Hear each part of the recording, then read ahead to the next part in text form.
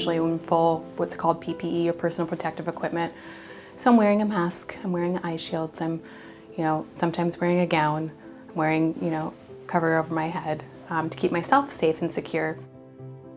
So when we make a decision to intubate a patient that has coronavirus, the first thing that we have to do is make sure that we keep our staff safe. We're using what we call video laryngoscopy, which is where you're looking in the airway and you can see on a screen what the airway looks like to assist without having to move in right over the patient's mouth. We've realized now with experience and time that actually the longer that you can avoid intubation with some of these other things like BiPAP or high flow nasal oxygen or proning, which is just repositioning a patient where they're lying on their stomach.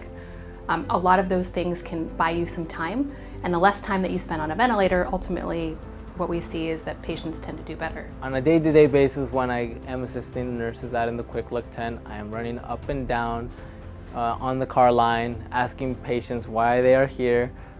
Sometimes patients are here just to be COVID tested due to the pandemic. There is a patient out in the back of the car line who is having an emergency such as a heart attack or a stroke.